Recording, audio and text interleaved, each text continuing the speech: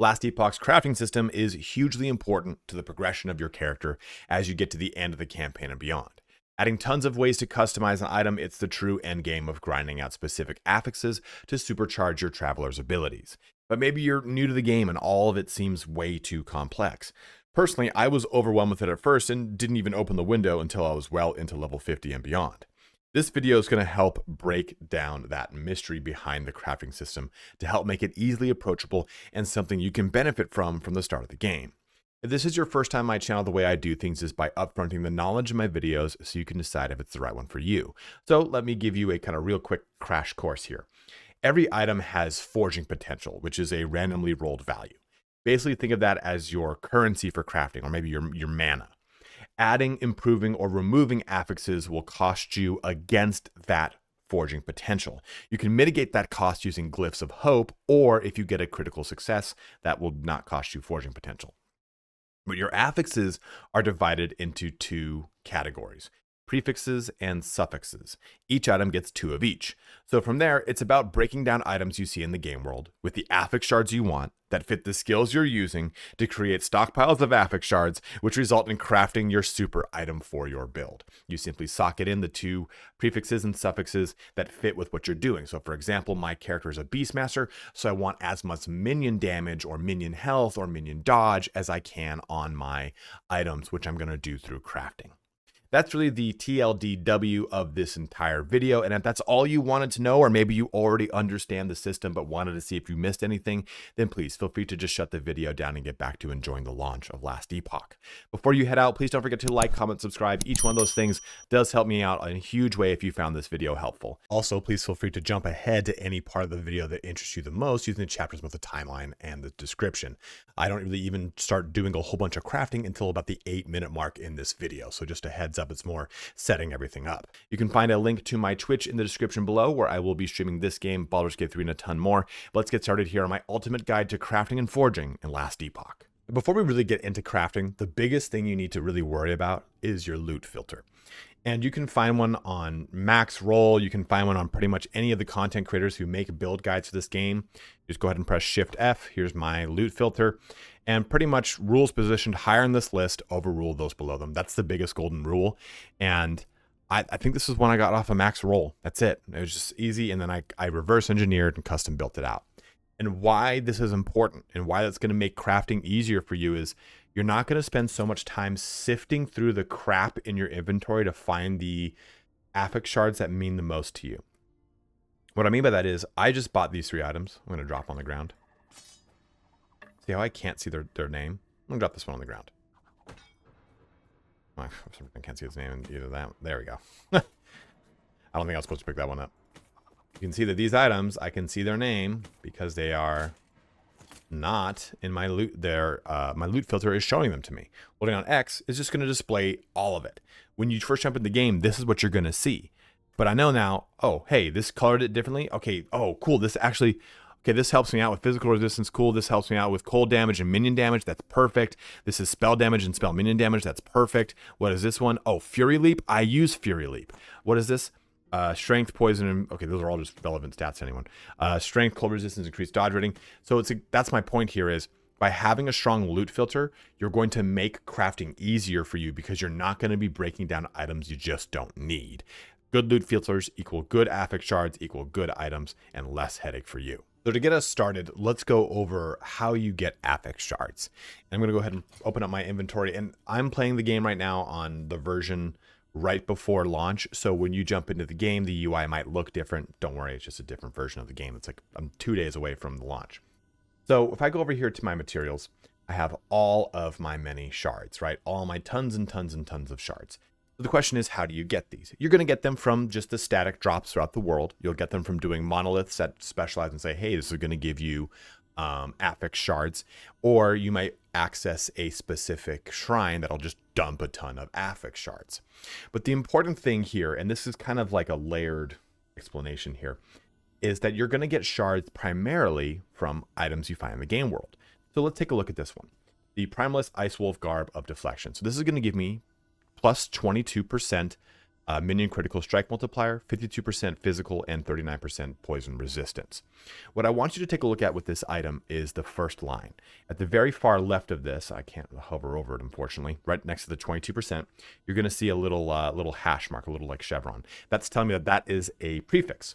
On the bottom two resistances, those little things at the very end of their description line, those little similar little icons, tells me that those are two suffixes. So before I even put this into the forging location, I know it has one prefix and two suffixes because of this little gump as it is. So what I want you to take a look at here is now the best way to do this, the best way to get these items. Let's say I really want this minion critical strike multiplier, is to use this Rune of Shattering. So when I go ahead and do that, it does this cool little tendril thing, and it tells me that I'm gonna grab these items. So some other cool little contextual tips that you really need to take a look at when it comes to these shards before I press shatter is if I hover over this, it's super tedious to kind of always jump into this screen to see if I have a tier 5 or a tier 4 shard, which is important. Shards are going to go from tier 1 up to tier 5. And then after that, you're going to find tier 6 shards on exalted items. Those items are important, and they kind of go towards like the progression of the game, that you're going to find those more towards the end, but you can only get tier 6 as a drop. You can personally upgrade things to up to tier 5. So if I hover over this and I hold down Alt, it's going to show me an explanation here. If I hold down Control and Alt, it shows me each prefix, the range in which that prefix can roll, and what tier it is. So you can see here for physical resistance, it says range is 45 to 67%, and it's actually a pretty, maybe not that great, but it's okay. it's 7% above the minimum, right? But I can see it says tier 5 max craftable, and that's what I want to do. So I want to kind of search out these really high tier affix shards more towards the mid and late game. In the beginning, you can just kind of stockpile a ton, right? Because you can upgrade a tier 1 all the way to a tier 5 if you have the corresponding amount of shards. So you can see in this instance, we're going to go ahead and just press shatter, and it's going to show me what I'm going to get. Boom, we're going to get 5 physical resistance shards and 3 poison resistance shards. It's important to note that when you see this as destroy an item, crafting a random number, or creating a random number of affix shards containing its power. So you'll notice that we did not get the minion crit damage one, unfortunately. So it's not a guarantee you're going to get them all. You usually will get a good chunk of them though, so it's okay. Don't worry about it. It was a tier 1 on 1 anyway. That's why we didn't get a whole ton. But these are going to be hugely important to you throughout your playthrough. It's probably the primary reason you're going to use money is to buy Runes of Shattering at vendors or buying stash tabs. It's really the primary use of it. So every time you come around to one of these vendors, just doesn't matter what you're doing, just buy all of their Runes of Shattering. Always do it. In the beginning of the game, you're not going to have a lot of money, so don't worry about it. But in the mid to late game, you should be doing this as much as you can. And as far as if you can just spare that's only 400 gold. So if you can spare it, just go ahead and do it. Go ahead and buy it and have those in your stockpile. So now that we've discussed how you get your affix shards, how you destroy things using your Runes of Shattering, and how you get those Runes of Shattering, let's go into another detail of the crafting system. Let's talk now about adding affixes to our items. So you can see here that we have a 14 forging potential Primalist Kolheim cowl. And it's actually pretty low. That's really low forging potential. But either way, you can simply manually add things by pressing this plus button, and you can search it by typing in the search bar, and you can also add filters here. So you know what? We're adding in a suffix. Let's go ahead and press suffix. Okay, well, you know what? Do we have any minion damage ones? Oh, we don't. Okay, well, that's because... Oops, I can't spell. That's because I can't spell. All of the minion ones are prefixes. So all the minion related stuff that I wanted to do, I cannot do. Well, okay, well, that's no big deal. Let's go back to suffixes and see what we can do. Well, maybe I want to do cold resistance or dodge rating or health or whatever it is. Let's just go ahead and do it. Another thing that you can do here in this instance is, you know what? I'm going to definitely break this thing down, but maybe we want to get some random shards in here as well. You don't need to manually add all of these affixes if you don't want. You can simply use this Rune of Discovery. Adds random tier 1 affixes to all empty affix slots on an item. Has an increased chance of rolling rarer affixes. So if you're maybe trying to hunt affixes you don't have any stockpile of, because you do need to build up quite a bit of shards to upgrade, we'll talk about that in a sec, you can simply do this. Now this isn't going to cost me any forging potential, which is huge, right? Versus this, it's going to cost me forging potential. So that's the kind of trade-off here. I'm getting random stuff that might help me or it might not, but it's not going to cost me any forging potential. Let's go ahead and do this. Okay, we got fire resistance. And we got, ooh, this one's actually pretty cool. Plus 24 armor and 8% reduced bonus damage taken from critical strikes. That's a really cool affix that's applied right there. So we can actually kind of wombo combo this. You're like, hey, I don't need this item anyway. I kind of just wanted to see what I could do with it. Then we would go ahead and shatter it and see if we could get this shard to come with us. But adding your affixes, your suffixes, your prefixes, all those is pretty much just coming down to pressing a button. Go ahead and do this one real quick. Pressing a button right here and finding ones that correspond on this list. I think initially looking at this, you're like, oh man, what are all these little nodes? What the hell does this mean? What does this do? It's just simply trying to add more abilities to an item using its inherent forging potential. So let's go ahead and take a look at this item again. Hey, we got that really cool affix. Let's go ahead and blow it up. We didn't get it. No big deal. But still, that kind of shows you how you'd kind of use that system where I don't really care what gets on here. I'm probably going to blow it up for one of these other affix shards anyway. Let's go ahead and do it. So that is adding your affixes. But how do we remove those affixes? And that's going to be a little bit trickier since removal is not set per se. Let's say, you know, I want to remove this strength affix because I want to put minion damage there. Well, in this case, obviously, I would just simply go ahead and add it right there. But let's say I didn't, right? Let's say I did not have that open spot, You can use Rune of Removal if you want to try and capture those shards. So it removes a random affix on an item, returning a number of shards equal to its tier. So this would give me 4 strength shards. Unfortunately, though, it's random, so it might actually give me the lightning resistance. The other way that you can remove an affix is a little bit different. You're not going to necessarily remove it to replace it with something else. You're going to randomly re-roll it using the Glyph of Chaos. Modifies the outcome of a craft when upgraded an affix. Randomly changes the upgraded affix to a different one that can spawn on that item type. It cannot change a prefix into a suffix or vice versa. So what this means is, okay, so let's take a look here at our boots. All the suffixes that we can have on these boots, pretty much right here. Available to be applied, right? So, for example, I could have hybrid health, which I have one single shard of. Armor or health or any other resistance types or critic strike and avoidance, whatever it is. By using this Glyph of Chaos, I can simply do this. So what's going to happen is it's going to randomly re-roll the lightning resistance to anything that is not lightning resistance, but it can be a suffix on a item. And what it's going to do is it's going to push its tier up. So this will cost me forging potential. So let me show you what this is like. So we're going to randomly re-roll this into whatever. Upgrade and re-roll. Okay, so that cost us 5 forging potential down here at the bottom. We lost our 7 lightning resistance, but we gained a tier 2 health shard. So that's the difference right there between straight up trying to randomly remove it, which we're going to do right now, or upgrading it to something else that maybe fits you better. And this can be something that I've done this with a lot of my items. I almost never use the Rune of Removal because it's too random, right? I don't know what I'm going to remove. Usually by the time you get to the point of the game where you're trying to do this kind of stuff, you're usually just tinkering with a single affix slot that just doesn't really fit with what you want. So you kind of randomly do it, hoping you get one of the ones you do want. So let's try this. We'll just remove an affix.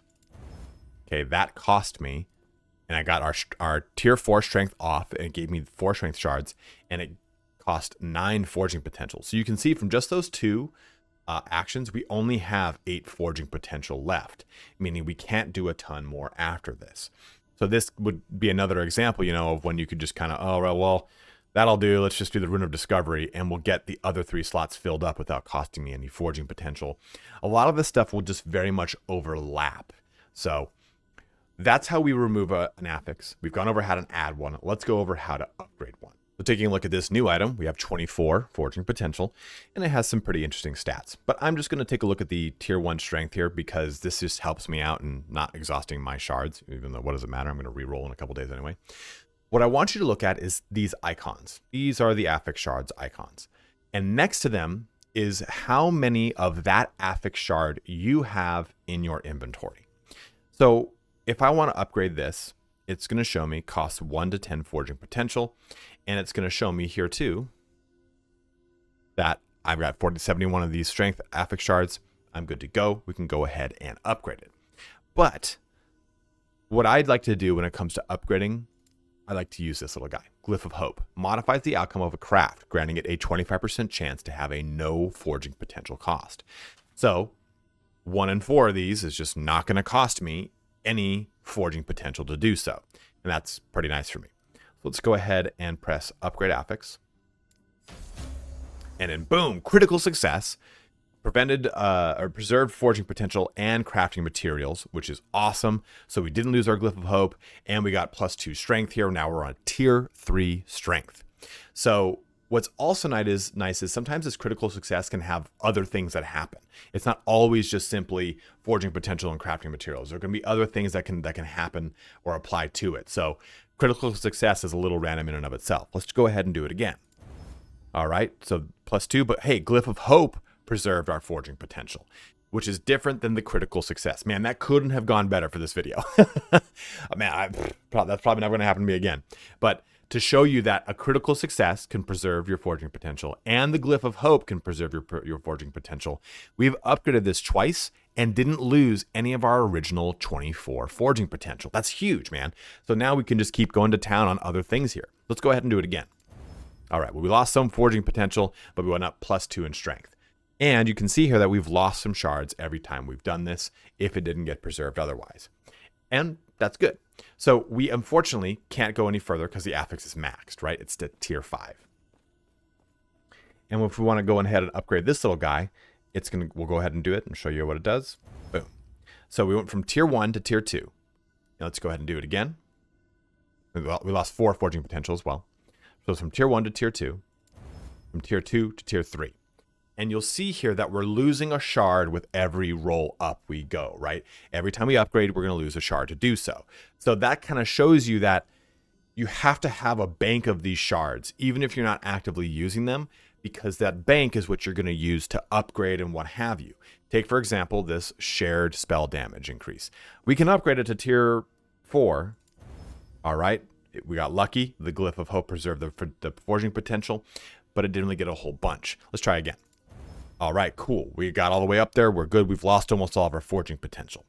The first time you upgrade something, let me pull in something else to show you. It's going to cost you 2 shards. Every subsequent upgrade after that will cost you 1 shard. So we'll do this one more time. I'll show you. I don't care about this anymore. Cool, great. Yeah, there we go. So this shared cold damage, I'm going to press upgrades. You have 5 shards right now. There we go. That cost us 2. We're going to upgrade it again.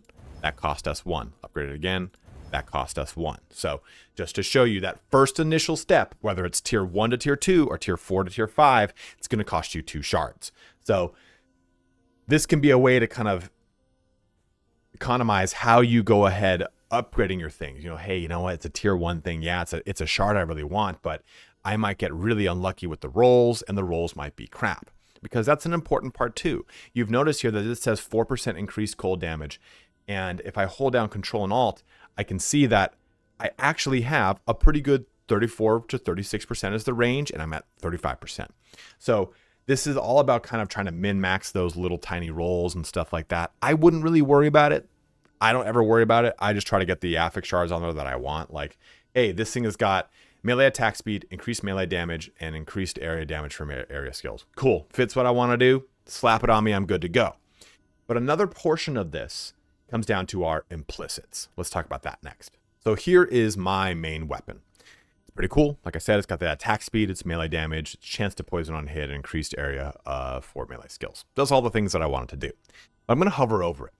An implicit are things that the weapon does or item that does regardless of its affixes. So obsidian axes, for example, and this is why if you're watching a lot of build guides, I tell you, hey, you're playing a minion build and you're a primalist, make sure you get obsidian axes, because this says increased physical damage by 82%.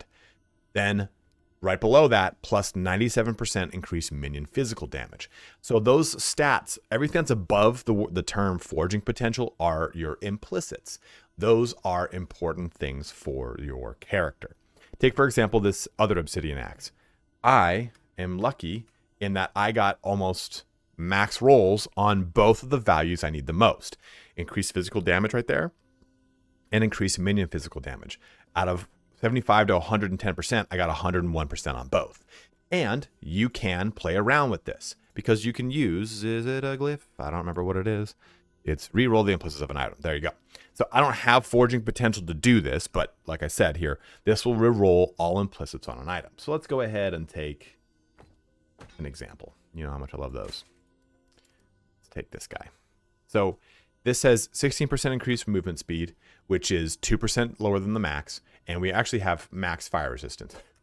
Personally, I'd probably never reroll this, but you know what? It's a item I'm going to throw away anyway. So this is going to cost us 1 to 25 forging potential. Go ahead and press it. And it took 8 forging potential away. And we increased our movement speed by 1%, but we certainly lost 6 of our fire resistance. So we got closer to the max of our increased movement speed, but we indeed lost 6 fire resistance. So this is a bit of a crapshoot. When I would do this would be a time when both of my values are not max or nowhere near max. Like this is, I'd probably reroll the implicits on this had I had any, brain in my head. But still, rolling all that stuff can be risky, so just take it with a grain of salt and make sure that you're doing it at a measured glance. So let's take some of these lessons together and custom build out an item and destroy some items to try to make some things work. Having covered adding, removing, implicits, all this stuff, I want to kind of shore up real quickly some of the other things that you can do. Because we've got the glyph of order, the glyph of despair, and this is like the glyph of research, I think that's what it's called. But the glyph of order here modifies the outcome of a craft, so it prevents the roll of an affix within its range changing when it is upgraded. Meaning basically, if I look at an item over here and I say, okay, hey, this does plus 7 melee cold damage, and that's within the range of 5 to 11. I'm just going to use the glyph of order, and I'm going to lock that in place. I don't know why you would want to do that on that low of a roll, but still, my point is, if you get a max roll and you like that roll, you're sometimes better off locking that max roll in than jumping up a tier and possibly actually losing damage potential because you rolled lower in that range on the next tier. So that's where that can definitely be useful. The glyph of despair is interesting. So what I do here with the glyph of despair is you pop that on. I'm not going to actually do it because I only have one left. But what it does is it has a chance to take this suffix, this prefix, affix in general, this affix, and isolate it and put it on its own. It breaks it off of this chain and it frees up this prefix slot. So using the glyph of despair allows me to then have an item, if I were to do it on this one, with 2 suffix slots and basically 3 prefixes, right? Because I've taken this one and I've isolated it and put it on its own. So the glyph of despair is not something you're going to use in the beginning of the game, but it'll come to be very useful towards the later portions of the game. This last one over here, I believe, again, it's called the glyph of research, is used to add on experimental affixes. Now, these are newly added to the game, and you can see here it says 5% of current health loss per second, 5% of missing health gained as ward per second. And you'll get these from exiled mages or using those glyphs. It's a brand new system. Anytime you see an item that looks like this with like the cross through it with this little, with the 2 different colors here and this little thing in the corner, this is from an experimental affix. And we'll get into that more. Well, not really. I'll just talk to you again how you get those glyphs when we talk about our runes next. So we've gone through a lot of these runes already. We talked about the rune of shattering, we've talked about the rune of removal, and we've talked about the rune of discovery. But the rune of refinement here allows you to reroll the values of all affixes on an item within their tiers, meaning you can, if it's a whole range of things, you can reroll them. Hey guys, Batman Arkham Knight's on sale. That's what that little diddly dot bop was. But the Rune of Refinement allows you just to kind of re-roll the range on your affixes. This one, Rune of Shaping, we talked about that with the re-rolling your implicits. But this last one, Rune of Ascendance, is really cool. So what you'll be able to do here is, do I have one of these? No, I don't. Every item is a base item, right? Okay, these are Noble Gloves. This is Ice Wolf Garb. This is Wild Armor. This base item is the Horned Cowl. This is the Obsidian Axe. This is a Wild Armor. All of these have a base item. And all uniques in the game, just like you can say Diablo, for example, they are uniques of a base item, right? They already have a base item that exists in the game, and it's a super unique. And the Rune of Ascendance does just that. You basically will take an item, changes the item into a unique or set item of the same item type. So take, for example, this build. I'm playing a Beastmaster. Maybe I want Artor's Legacy, and it's a Horned Cowl. So if I get the base item of a Horned Cowl, it doesn't really matter. This is Kalheim, isn't it? Yeah, Kalheim Cowl. It doesn't really matter what it is, right? It doesn't matter if it's a rare or whatever. All I have to do is throw it in here. Just do this one for whatever reason. Press this, and then press Ascend. And it has a chance then to be either the unique I want, maybe this is a Horned Cowl and it comes to Artor's Legacy, or it'll become a set item. So this is a really cool way to spot farm specific items that you need for your builds by simply popping them in here and using your Runes of Ascendance. And the latter two runes on this little tree here, the Rune of Creation and the Rune of Research. The Rune of Create, oops, sorry, click this, click that. The Rune of Creation, I don't have any, but it'll basically duplicate, it will duplicate an item, but it sets both of their forging potential down to 0. So you do this, maybe you've got a really good ring you want to use, boom, you can just go ahead and duplicate the item. This is a really cool way to just kind of get a lot of really, really fun things out. And maybe, hey, you know what? I need more affix shards of this specific thing. Okay, well, I'm just going to duplicate that item and then destroy the duplicate, getting the affix shards. There's a lot of different ways you can do things and use this and have a lot of cool results. Or maybe, hey, you know what? I want to use a Rune of Ascendance on this Obsidian Axe, but I don't want to possibly lose my Obsidian Axe. I'll duplicate it and do it again. And this last one, Rune of Creation, works just like the rune of the Glyph of Despair does, but only for experimental affixes. So you'd use this rune of research. So I check my notes. This Rune of Research to then lock in this, break it off from the branch, and put it over here. It isolates it on its own and frees up that prefix slot. And then it has a chance to generate for me a Glyph of Research over here. So that's how you would kind of have those things all come full circle when it comes to the experimental affixes. But let's now really quickly make an item. So you'll see right here we have this armor. Gives me armor and minion armor, gives me vitality, gives you necrotic resistance. Good enough, right? Pretty cool. But you know what? We've got this thing here. Let me see if I can pull some stuff off of this. I'm going to put this back in my bank and pull this into here. Let me see if I can get this shared lightning damage. I'm going to do Rune of Removal to try and remove it specifically, right? Removes a random affix on an item. We got it. So that's a really cool way that you can actually get the specific rune you want versus using Shatter and just getting random amounts, if any, of what you've got on there. So you can kind of piggyback those two to try and spot farm a specific one. But okay, we pulled that off there. And now we've got the option to kind of play around this a little bit more. I mean, I didn't have a free prefix slot, but I just kind of wanted to see if I could take it off to show you how you could do that. But we've got this open suffix, and there's nothing for my build that really kind of tickles my pickle aside from health that I really want to put on here. Armor's cool too, you know, crit avoidance would be great, but I don't think I can put that on here. Yeah, I can't put that on here. So let's go ahead and do this. The reason I want to do this is it's not going to cost me any forging potential to add something here that I kind of don't really care about. But before I even do that, let's take a look at my character stats. We're pretty low on lightning. So I could instead just put lightning into this, or pretty low on fire. I can instead just put fire into this. But for the sake of trying to save some forging potential, because we only have 27 left, let's see if we can just get something cool here. We got health. Not bad. I'll take it. But necrotic resistance, I think we've got quite a bit of, right? Yeah, we got quite a bit of. So let's go back to this, and let's take that necrotic resistance, and let's do a Glyph of Chaos on it. So we're going to upgrade it, right? It's going to go to tier 2 of whatever it's going to go to, but it's going to be a random different suffix. Let's see what happens. All right, went to poison. I really don't need that. I'm going to do it again. Cost me only 3 forging potential. I'm not too worried about it. Cost me 7 this time, and it gave me armor.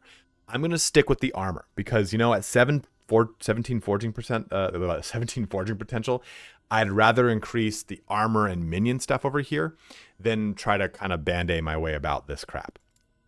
So I've assigned to myself personally that armor and minion armor is more important for my build. So I'm going to upgrade it here. That cost me 14 of my forging potential. See what I mean? So I put the higher emphasis on the one that I wanted to get more out of, and I did. But now I've got vitality, health, and armor left.